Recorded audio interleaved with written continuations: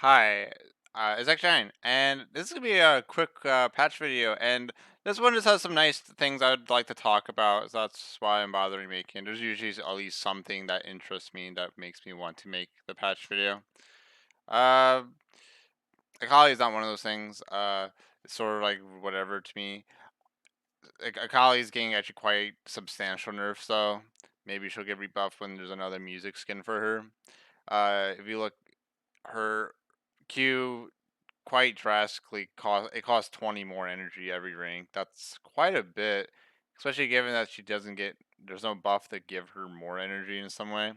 And the Twilight Shroud, it gives you more movement speed on in general, like for only the first 2 seconds. So you can't like stay in it. Although it's interesting because the one thing that's interesting about it is it gives you that for 2 seconds, so like you can literally like WE or like EW or something like that to get away now, and you just have so much movement speed, like because you don't need to stay in the shroud anymore. So it's really trying to get rid of that super mobility and like team fights and like everything that she would have before staying in the shroud. So you can it's still good to stay in the shroud, but like it's like a nerf, but it's also a change where like, because the one thing you have to do, you have to realize is that if a player wasn't to even stay in the shot and they're using it for movement speed boost, they do get more movement speed. However, it is a decaying movement speed. So I think the big part about it is that you can leave the shroud right away. So that's that. The big nerf with her R is that her first one, like first part of her R, is you have to target enemy champion now. And yeah. And there's a new range to it apparently. So, and the R1 dash distance actually depends on the distance from the enemy. So that's interesting. Not really sure what that means. Um, Aphelios got a you know, because it's silly that he can snipe people from across the map with his like putting down turret and stuff and backing. Uh, I don't know. I've watched a decent amount of pro play and like I don't know. People complain about him a lot, but I think it's getting very close to like even balance just because like his shotgun ultimate, it does a million AoE damage. It doesn't even do that much damage anymore. And it's very you can easily read it. There's a big delay on when things happen. I think the strongest thing with Aphelios is the slow into stun AoE, which is pretty insane, honestly. Like you can literally get like a 3 to 5 man slow into a stun, which is absolutely nuts. That's like the most game changing one I've ever seen, like consistently. The other ones sort of whatever. Azir just very slight buff with his mana, just can get more value from like presence of mind if he runs that and wall length. He has one more soldier per ring. Yeah. So I mean that's nice because this wall rank one's pretty small. Corki actually got quite a big buff that you probably will start seeing again just because well first off the bonus 80 and AP ratio went up a bit. That's not the biggest deal. The big thing is the burn duration went by 0.5 and now if you hit a champion it will slow and not it will slow them and burn them. So that's pretty crazy. It's a 1.5 second slow. I think the slow is like huge. I think it's like a 90% slow or something like that. Diana slight nerf with her mana minus 45 and a slight damage nerf on her W. Um, yeah, it's 4 per rank. Yeah, not much to say there. I don't know. I think might even be a bit hasty, honestly. Ekko, bit of a nerf on his jungle clear. I never had really much of an issue with him. But I mean, people are complaining, so there you go. Ezra's still strong. She by the way. He's getting buffed. And It's mostly just because he's a popular champion, so he'll never be in a state or left in a state for too long. What? No, he's being played in pro play though. I've seen plenty of Ezreal. Well, yeah, this buff is actually insane to the point where you might see a lot more Ezreal in pro play. Like 1% more attack speed growth per is insane, and the mana growth 8 more is insane. Why? Because he gets Myrn mana. So yeah, I mean, because he's already good. It's just he's such a popular champion that he will never be left in a state that a bronze is doing bad on him. Galio. I like Galio mid a lot. People kind of do it, but not really. But I like it. And it's just a slight buff with his tornado's protect. The tornado tick damage doesn't really do a whole lot, unless you go AP, in which it can do a decent amount. So an extra tick is just nice. It's probably mostly nice for wave clearing, honestly. So by supporting that Galio mid play style. Leona got a damage nerf on her E and W. She maxes her W, and she loses 5 per rank now, so that's pretty substantial, honestly, especially considering that's AOE. And you also realize that she kind of pushes slower now. And Zenith Blade went down by 10 per rank, and she maxes at I think second, unless Q has a. I think Q, where does she? Hmm. I think Q's a flat cooldown. I forget. But yeah, regardless, even if this is like second or third, it's still pretty good. Misfortune minus 75.75 attack speed growth. Um, it might be the biggest deal, but it's pretty sad. Misfortune sees a spotlight for like 2 patches and then she's nerfed. Rumble, just mostly number tune-ups on his armor and attack damage doesn't really matter. The big thing is his scrap shield. Not sure if he maxed out second or third, but regardless, you lose 20 on rank 1, which is quite huge. That's because 80 damage on a free shield is pretty insane. And you have less movement speed now with both the enhanced and the regular version, so that's pretty big. Sejuani is funny because she's fine. I think the biggest issue with people is I really, really don't like the build people do. I don't like that they do Cinder. Like Cinder's fine, you always do that, but I really don't like that they go Warmogs after, and I don't understand why. Because we're in a meta in a state of the game where you need healing reduction. Building Warmogs just makes you a big life steal dummy, and it doesn't also really go well with her passive because her passive scales so well with armor and MR. So again, I like at least build a Bramble Vest, and like I really just think Warmog should be either like your last or second to last item. Like strong items are things like a good build is even Cinder Hulk, Bramble Vest, at least a Bramble Vest. I like finishing tournament, but like if the enemy team is really fed, you would get a Gargoyle Stone Plate.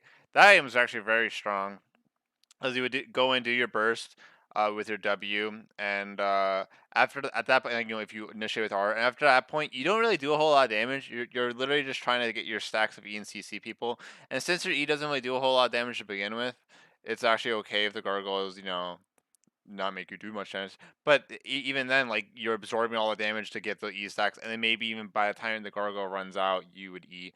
It's just the big thing with gargoyle is MR options are really bad in this game, where Spirit Visage on Sejuani is kind of okay, but it's only really good for triumphs because she doesn't need to like heal herself. And the other big thing is like Adaptive Helm is such a situational buy. Like it is a good item, but it's such a situational buy. And the other thing I don't like is that Spirit Visage and Adaptive Helm have had their MR numbers nerfed over time. Like I believe Spirit Visage was like 80 or 70 plus MR. I think even 80 MR or at least 75. But then they nerfed it and gave it more health regain, which is kind of whatever. And Gargoyle's Stone Plate, as long as you're being a tank and team fighting because you're not going out and soloing kills and stuff, uh, it gives you 40 MR and armor. But when there's 3 enemies, you get 80. 80 is like a big juicy sweet number in terms of armor and MR. and that was a big part about it is it gives you essentially double the HP. So like let's say I have like 2,000 HP and oh like because I've been I played a game of Sejuani before that I had only 2,000 HP, and I really need MR, but it's like MRM's 300 HP. That's not gonna really cut it for me. So getting that gargoyles was really nice, just because you get the 80 MR, the 80 armor too, which is just extra honestly at that point, which also scales well with Thornmail. And the other thing was the HP. So, oh, you have a really fed enemy team. Well, you can just dive in there and you won't die because you will go from 2,000 to 4,000 HP. And even if you only take 2,000, 2,000 damage, okay, you effectively negated 1,000 damage, which is pretty insane. That item's probably gonna get nerfed, honestly, because that item just seems pretty bonkers on certain champions, especially in a meta where everyone just blows up. So I haven't even talked about the Sejuani yet, which is pretty funny. I was just talking about things with her. So, the bonus attack speed, it was 0% level 1, but now it's 10% level 1. I'm not sure if this means that her total bonus attack speed as she levels is still the same. Like, as in, like, let's say that the total amount of attack speed she gets from 1 to 18 was 20%. So does that mean she gets 10% level 1 and the other 10% will come as you level? I'm not sure about that. I think it's like that. I might be wrong though. But regardless of whether it is or isn't, this is quite a big buff. Just because she can get her, because on Mont when she's jungling, she can infinitely stack her E on camps. There's no cooldown, and dragons too. So it's absolutely crazy. Like she's honestly fine. I don't know why they're not. And the other funny thing is that they're making it so small monsters like small raptors, small wolves, and like probably the medium. I think I'm not sure. Yeah, I think the medium and medium and small Krugs probably uh, will proc her armor. And the only camp that this really matters on is are the Krugs, because when you're doing Raptors and Wolves, well, they all die at the same time because she's a Talisman jungler and she built a Cinder Hulk, so they're all bleeding and die at the same time. And yeah, I just don't really understand it because they're like, uh, oh, pro players are exploiting the safety the passive brings. I don't really understand that unless like they think that she works a certain way. Because the interesting thing is that it's her passive is literally large monsters and champions. So that counts epic monsters too, like Baron and Dragon, obviously. But then it says damage from epic monsters and enemy champions. So right here, I'm thinking like, do they think that only Baron, Dragon, and Champions proc and Rift Herald? Because then you're like damage from all monsters and enemy champions. Like, do they really not think that you know red buff or Gromp or blue buffs can't proc it? Because that's how I'm really reading this. Like, if they honestly think that, I don't know. Because like they have to realize that the reason that she has no sustain, but her sustain is because she has such high armor and MR from her passive that she gets in between every camp, and she just CCs the camp, knocks them back. Like, it's just effective jungle clearing because she can cancel the autos of the monsters. And yeah, I mean, this isn't the only way this matters is literally Krugs. Like, realistically, the only camp that this matters is doing Krugs and then doing something else in which you would be vulnerable. So I guess Krugs is like her most vulnerable camp. And like the other way it could possibly matter is like, oh, someone counter jungle your wolves or raptors, and then you go to kill them, and then oh, the guy pops up and starts attacking you. But it's like, I don't know. That's like such a far fetch. Like, that doesn't really happen often. So sure, I'll trade this for 10% attack speed. But again, I'm not sure if they even understand how her passive works just based off the wording. So then they're trying to make her more sorry, more into a support. 25% chance on can minion to get a soul from 1.67%. So that's absolutely insane. It's the same as a minion now. Um,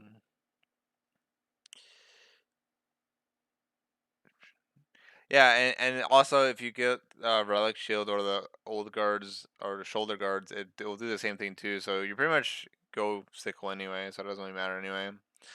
That's probably just the check or something. And there was an E with her E. There was a bug with her E. Allies camouflaged by Curse of the Black Mist no longer become invisible if Senna dies during the ability's effect. That sounds really weird. Set. This is actually a big nerf though. No cannon. That's really big though. Set got a slight health regen nerf from 9.25 to 8. I think that's. I'm not sure if that's per 5 or second. They don't really say. I think it's every second. I think. Not quite sure. And his haymaker got nerfed quite considerably. It's not a big deal early. The damage is the same early. It's not even about the damage, the base damage, because the base damage is -5 every rank. So at rank 5, it deals 20 less damage.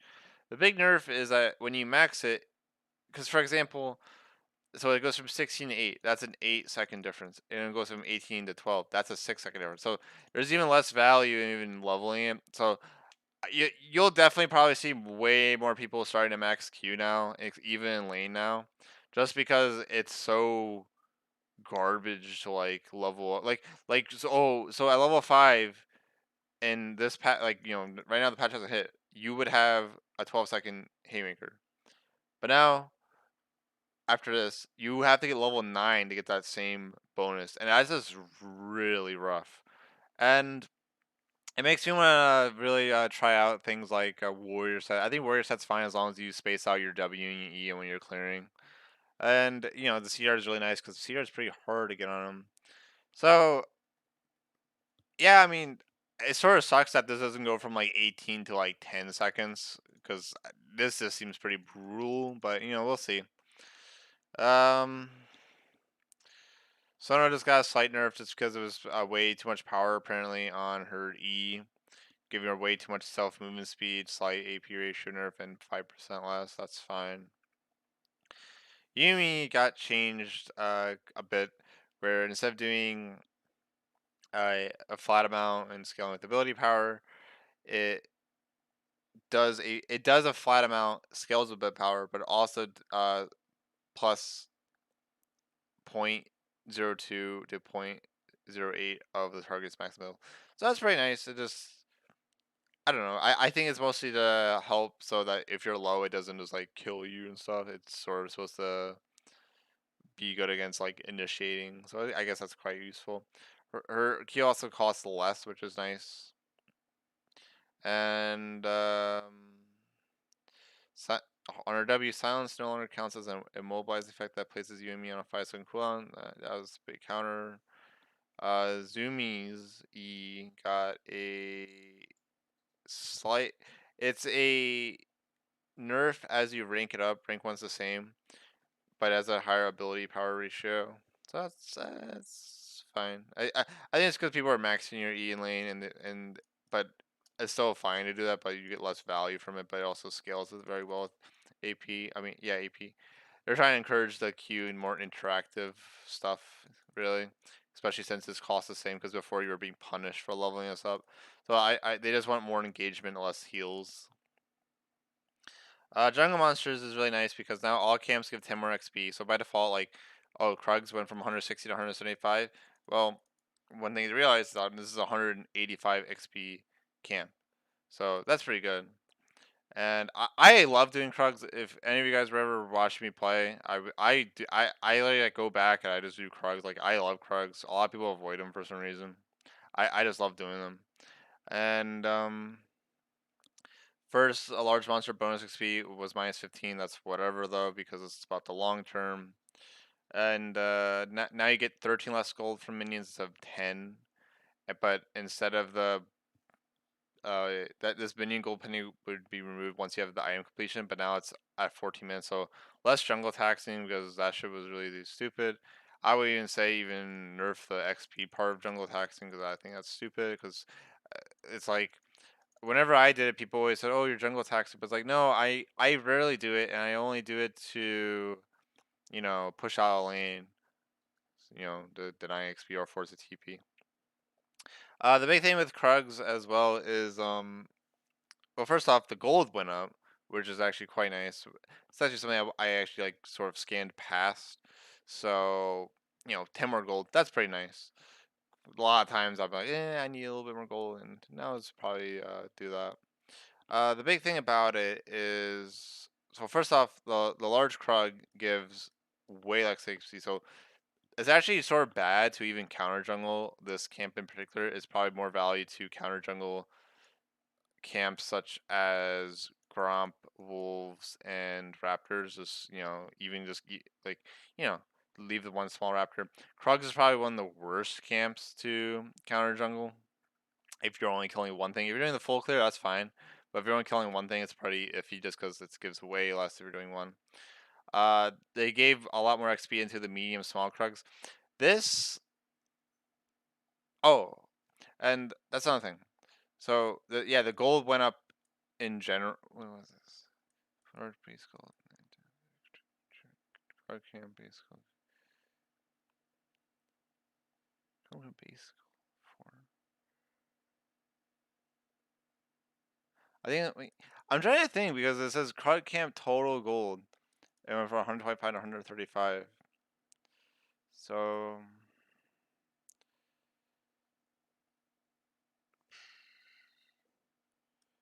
Oh well, because they never, no, yeah, they gave more gold into, yeah, they gave more gold into the medium small ones. And that's another thing. Sometimes it was very, like for example in Vi, to get a level 4 clear before Scuttle spawns or just as Scuttle spawns, you have to leave 2 or 4 small Krugs to go to your other camp. You probably will still do this simply because if you spend that extra like 5 or 8 seconds killing those small Krugs individually, or even just like it's pretty painful. Or even if you don't do that, you're not eating, in which you're taking probably an extra 100 damage for another like 18 to 36 HP, which is quite detrimental to our early clear. When I'm playing, after the first clear, it's easy because your E is always up. But like the first clear is very important and usually very precise. So probably will still try to avoid those with Vi in particular. But like champions like Vi, and I mean Evelyn and Sejuani, they can just walk away and kill the small ones because the small ones were often not even worth killing on most champions until later on when they have like 0 cooldowns. But since the small Krugs give way more XP and gold, it's quite bad to actually ignore them now.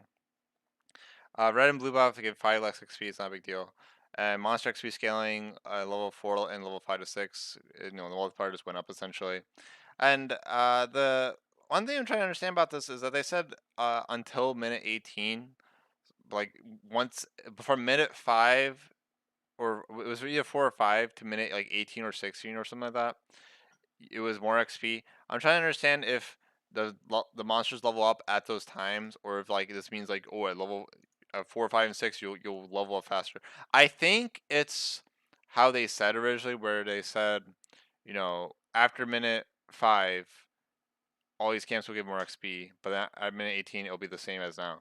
So that's what I think it is, because again the wording's pretty iffy, honestly. And yeah, I mean, that's really it. Any visual upgrade really good because her W wasn't even matching the range, which is pretty freaking awful. I don't care. I don't care. Oh, a big thing about this is you can no longer stack Blade of the Rune Kings like My the Rune King and the other Rune King. This is a very niche thing, but probably something people are started trying to abuse and stuff. I don't know if they fixed this with the Black Cleaver and the Obsidian Cleaver, because that's a thing if you have 2 cleavers, but it's probably not that broken that they don't care, but this was probably pretty broken on some champions. The bronze passive wasn't being reduced by tenacity, so that's pretty hilarious. Honestly, I'm not sure how that happens. I'm not even sure how people even find out. I guess like I don't know. They're like, what? How was this done for that long? Infernal Soul was showing it through Fog Award, which is pretty fun. Jace's R will now be reduced by 10% from the Cloud Dragon, which is I guess nice, because I mean, we probably do faster combos and faster switches. Set our fix. Lux E's got nerfed, no longer able to reveal areas outside the area of influence. Omni's so nerfed apparently, even though I don't really remember, I never really abused this or even knew how. Champions no longer proc grass the Undying from prototype. Omni's shown several times in run rotation. Katarina got a quite big nerf. Sinister Steel Daggers no longer gain 2 stacks of Conquer per target hit. Now only gains 2 per stacks per cast. So I guess it's like when you cast it. I'm not sure. I don't think it's when you go to it. Yeah. So when you use it, you get 2 stacks of Conquer.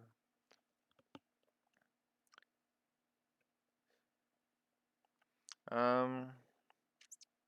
This is nice. Katarina no longer attempts to base attack her target after E, because I know you would die probably. Garen no longer cancels mid attack when the target teleports far away. Uh, I guess it still hits because it's considered a spell. It's like Hecarim's E probably. This is an interesting one. A blind spot close to the northern wall near the entrance to the red-sized bomb jungle has been resolved so that traps, pets, champions, etc. are visible to players in the river. Not sure exactly what that is, but it might be something being abused by people. Another big thing is champions on hit abilities now properly build up energy stacks from items and runes with a unique passive energize ability. So, right on top of my head is like Senna, for example, it probably wasn't working. Champions with double attacks now probably gain the amount of unique passive energize stacks they should be receiving for 2 attacks. So uh, what should we call it? Lucian, and I don't know if that counts runes or if runes wasn't bugged. I don't know. That's mostly just a Lucian thing. Dead champions would no longer draw a turret aggression. I've never seen that. Uh, champions blind by Teemo's Q blinding dart now properly cannot apply critical or empower damage to their opponents. That's interesting. I guess I don't know. That's funny. I'm not sure what happened there. Baron Nashor no longer damages or grants vision around himself for players behind his pit that do not originally have vision on him. Baron Nashor no longer card damage.